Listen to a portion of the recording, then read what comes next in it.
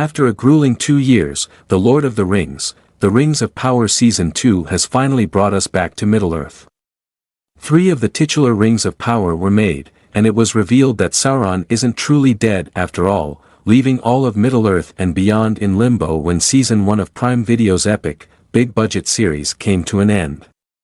So, in Season 2, where does that leave us at this point? Launching, naturally, with a 3-episode premiere.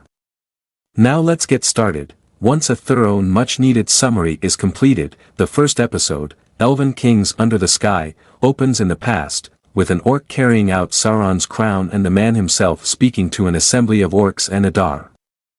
However, this Sauron is not the one we know and love, rather, it's a past incarnation of the titular figure, portrayed by Jack Lowden. Having led the orcs into a new era since Morgotha's defeat, he promises them that they will use the might of the unseen realm to enslave Middle-earth in the future. This all sounds fine until he says that many of them will perish trying to do so. Although the orcs are dubious, Sauron reassures them that no other race in Middle-earth will ever accept them and, to make his point, he murders a ruthless opponent.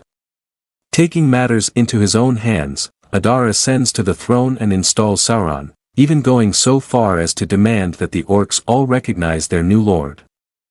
At the last second, Adar disarms Sauron long enough for the orcs to treat him like Julius Caesar by turning the spiky crown around and jabbing it into his exposed neck. The Rings of Power, Season 2 Episode 1, Sauron's past is unveiled. Before he dies, Sauron unleashes a power blast that transforms everything into ice, so he has one more trick up his sleeve.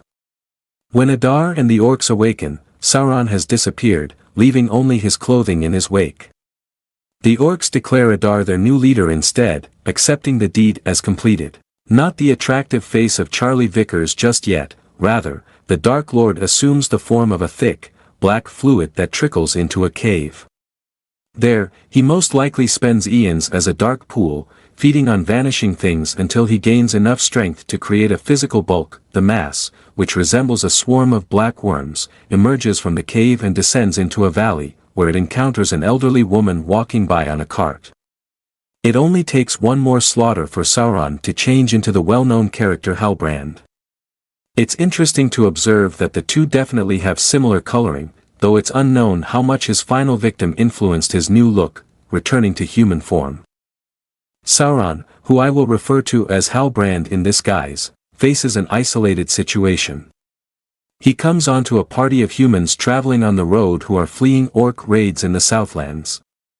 Halbrand is adamant, but one man, Diarmid, warns him not to attend. Halbrand is hardly paying attention to Diarmid's advice that he shouldn't seek out additional hardship while he is already suffering.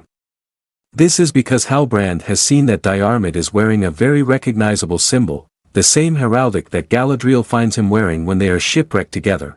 Halbrand is then invited to join Diarmid when he informs him that the party is sailing across the sea to find a new life. When Halbrand informs Diarmid on the bridge that he has committed evil in the past, the elderly man advises him to keep choosing goodness until it becomes ingrained in you in order to obtain forgiveness. As soon as the boat is attacked by a sea snake and Diarmid is hit by a beam, the poignant lesson is put to the test. The guy advises Halbrand to do good, but Halbrand chooses not to assist him, completely ignores his advice, and instead takes the royal house's emblem from him before being drawn out into the ocean. From there, he and a few survivors climb on board a raft made of wreckage, where they soon see Galadriel swimming towards them, and it's with that 20-minute cold open that we finally catch up with the events of Season 1. In The Rings of Power, Season 2 Episode 1, Galadriel handles the repercussions. Finally returned in the present, Galadriel rides a horse after Elrond. She tries to take a leather pouch from his waist because she wants them back. She and Halbrand share this tendency. At first, it appears harmless enough, like two old friends out for a race. After Elrond escapes from her, Galadriel is pursued by a guard company and brought before High King Gil-galad. Gil-galad is more interested in the whole. Our new buddy Halbrand is not who he claimed to be, issue Galadriel neglected to mention. Despite Galadriel's best efforts to explain that Elrond is carrying the 3 rings that will save the elves, Elrond is completely shocked when she finally admits that Halbrand was indeed Sauron. despite her best efforts to downplay the specifics. Then, rather than being duped by Sauron as she alleges, Elrond accuses Galadriel of being blinded by her own pride, and she slams back at him for his failure with the dwarves. Gil-galad requests to view the rings since he is tired of the kids fighting. Elrond is hesitant to give them up because he believes the rings have been tainted. However, Gil-galad informs them that the rings are their only remaining line of defense against Sauron and Middle-earth. Elrond advises that they be destroyed rather than used. However, no one ever pays attention to him when he suggests that they burn their rings. However, Gil-galad and Galadriel remain adamant. Elrond, forced to choose between a cliff and a corner, decides to take the only available option, which is to jump from the waterfall. Halbrand, meanwhile, has finally arrived in the Southlands, which is now known as Mordor. There, Adar and his orcs have taken control and are forcing their human hostages to swear loyalty to Adar in exchange for having Sauron's mark permanently ingrained in them. When Halbrand is brought in shackles before Adar, the same thing happens. Adar doesn't recognize the guy who betrayed and abandoned for dead. In an attempt to reason with Adar, Halbrand tells him to release his people before he perishes. Halbrand informs Adar that Galadriel is collaborating with an ancient sorcerer to create a new weapon that they may use against them, implying that this sorcerer is Sauron, even though Adar doesn't understand why he should. Adar doesn't take the bait, telling Sauron that he will eventually confess all he knows in time, and has him locked up. Adar's lackey Waldreg tries to get an answer about Sauron's whereabouts out of, well, Sauron, but Halbrand is patient, and when he's alone, uses his power to domesticate the feral beast locked up with him, ostensibly to keep him in line. In relation to historical sorcerers, the stranger and Nori are lost in the desert, lacking both direction and drive, and suffering from a severe lack of nourishment. Nori advises the stranger to attempt conjuring food from a dead tree, much as he did previously. Although his attempts somewhat succeed, he does bring a lot of bugs to the surface when the tree explodes. He is angry that he has once again lost control. At Nori's request, the stranger shares with her the dream that has been bothering him. Beneath the stars he is searching for lies a branch that he is unable to fully grasp. But he's too nervous to reveal the rest. The stranger is homesick for a place he can't quite recall, but misses nonetheless, and Nori is homesick for the Harfoots. Their bond over their shared homesickness is quickly broken when a lone flame in the distance alerts them to their pursuers.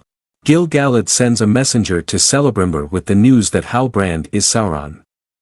Once they're alone, Galadriel thanks the High King for his trust, but he tells her the two of them are only aligned because the rise of Sauron backed him into a corner, forcing him to use the rings, and Galadriel leaves him with the promise that she will do the utmost to stop Sauron. As the search for Elrond continues, Galadriel suggests that her old friend might have gone to someone he can trust, someone who would command even Gil-galad's respect. That someone is Master Círdan, an elvish shipbuilder living in the Grey Havens. In a stroke of luck born of being an elf, Elrond has survived his cliff-jumping adventure. And Círdan finds him hiding in his workshop after hours. Elrond confesses he had nowhere else to go. He shows Círdan the rings, and the shipbuilder says Celebrimbor's aspiration was always to create objects with the power to affect those who hold them. Elrond maintains that Sauron had something to do with the making of the rings, even if he didn't touch them, and asks Círdan to destroy them. Círdan warns him that this will mean an end to the age of the elves, and Elrond says that is a risk he's willing to take. Círdan begins to give him directions to somewhere where he can be rid of the rings, but they're interrupted by the arrival of Gil-galad and Galadriel. Galadriel makes an appointment to see an old buddy before Gil-galad intervenes. She makes the argument that they constructed the road jointly in an attempt to persuade Elrond to see the potential contained in the rings. Elrond doesn't think so, and he also doesn't see why she isn't taking the possibility that the rings could be tainted. He surmises that she might have been influenced by Sauron for a longer period of time than she knew, causing her to abandon her plans to sail to Valinor. As it happens, Elrond was just using their talk as a diversion. When Galadriel grows weary of it and goes in search of Círdan to retrieve the rings from him, she discovers that he has left and is sailing to the location he attempted to inform Elrond about. When Círdan tries to discard the rings in the water, the boat makes a sudden lurch, which prevents him from doing so. His interest piqued, he pulls them out of the pouch to finally give them some thought, possibly motivated by the power they possess. Once they return to the desert, Nori and the stranger discover that Poppy has been pursuing them. Arriving not only with food for them, but also with one of Sadok's old maps, she warns the Harfoots not to get lost by forgetting the words to the walking song. The trio follows the wise counsel, and before long they escape the maze they've been in and arrive in Run. But Poppy isn't the only one chasing after them, the trio is also being trailed by enigmatic people wearing masks and hoods. Halbrand awakens in Mordor to find Adar watching him. Adar chooses to explain his biography because this episode has been very light on it. He reveals that he was one of the 13 people chosen by Morgoth to receive a power blessing. He explains to him that at that time, Sauron, a servant of Morgoth, brought him wine and led him to the summit of a mountain. He leaves out the details of the fallout for the time being, but he does bring up the point that Sauron's face was beautiful, which must have delighted the man who was lying there. After informing Halbrand that his people have been set free, Adar requests information about Sauron. Halbrand cryptically informs them that Sauron has returned, albeit he is unsure of his new form. Nevertheless, he offers to work as an informer for Adar, claiming he can approach the elves to locate Sauron and direct Adar to him. Even though Adar doesn't know the face, he accepts the terms and the cleverness is raising some red flags. Maybe it has something to do with the fact that Sauron's pledge of loyalty was not to Adar specifically, but rather to the Lord of Mordor. This is enough for Adar to have Halbrand followed as he leaves the camp. Halbrand doesn't go without a parting gift, though. The beast he tamed is now unchained, and ensures that this is the last we see of Waldreg. The elves in Lindon assemble beneath the tree to grieve its loss as the final gold leaves start to fall, most likely due to the rings being lost. Gil-galad says that the Eldar's light has dimmed and that the elves should return to Valinor before their time on Middle-earth is over. But it's certain who arrives, wearing the third ring in clutching two. That catches everyone's attention. The High King is intrigued when he informs Gil-galad that Celebrimbor has created perfection with the rings, but Elrond loses both of the unworn rings in an angry outburst. One falls at Galadriel's feet, while the other one is left in front of Gil-galad. Thankfully, they always choose the ones that go best with their ensembles, and this is all the indication they need to put on the rings. Even though Galadriel vowed that the gesture would be sufficient to restore the golden tree to full, blooming life, Elrond leaves without acknowledging anyone's relief. Celebrimbor has been a topic of much discussion, but we haven't updated you on him yet. While the elven smith is in a region supervising the final adjustments to his newly acquired forge, a messenger from the Southland stops by to have a conversation with him. When he finds out it's Halbrand who has arrived, his curiosity turns to alarm.